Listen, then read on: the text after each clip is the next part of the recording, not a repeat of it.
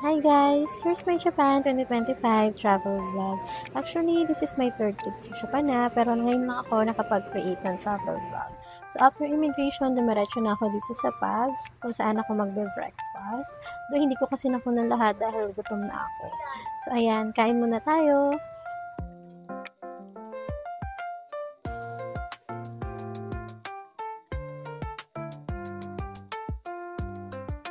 Masarap din naman talaga yung pagkain dito sa Pags. Lalo na yan, yung siomai na yan. Favorite ko talaga yan. Yun nga lang, hindi kasi ako kumuha ng sobrang dami dahil baka mamaya hindi ko din maubos. So, tamang kuha lang tayo ng food. And syempre, hindi mawawala yung dessert ko na ice cream. May free ice cream kasi dyan. So, habang kumakain ako, iniisip ko na rin kung paano ako pupunta sa Okayama. Because this time kasi hindi ako susunduin ni husband.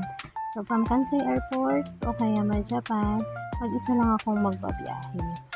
So, nakakakaba dahil yun nga, first time ko, pero alam ko, may matututunan naman ako dito. And sa mga next ko na travel, kaya ko na talagang mag-isa. Then, after kong kumain, bumalik na ako doon sa gate ko. Then, voila! Nasakay na tayo agad ng aeroplano. So, hindi ko akalain na ganong kabilis na pagising ko ulit, nasa Japan na ako.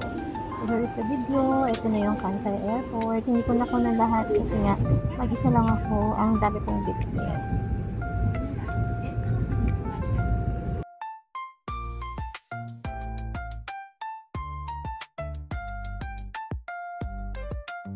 So, finally, ayan, after 2 hours ng biyahe, nakarating na nga ako dito sa Okayama. So, ayan, itong video na to, kuha na to ng husband ko habang hinihintay na ako. Magkita na kami.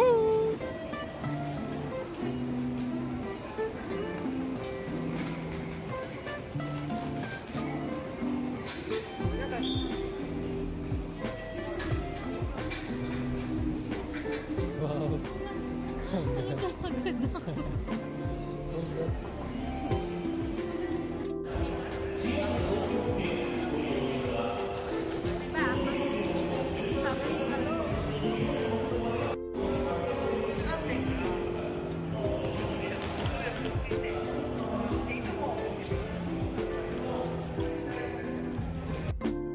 Nag-taxi na nga kami papunta ng apartment niya. Then yung bike naman na ginamit niya, iniwan muna sa station, babalikan na lang.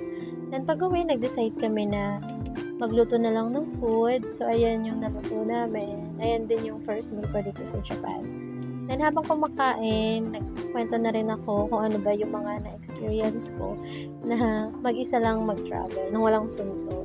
Na-enjoy ko naman pero mahirap din sa umpisa. Pero soon, sa mga susunod siguro, hindi na ako mahihirapan. Mas alam ko na. So, yun. Hanggang dito na lang, guys. Thank you for watching. See you sa next travel vlog ko. Thank you. Bye!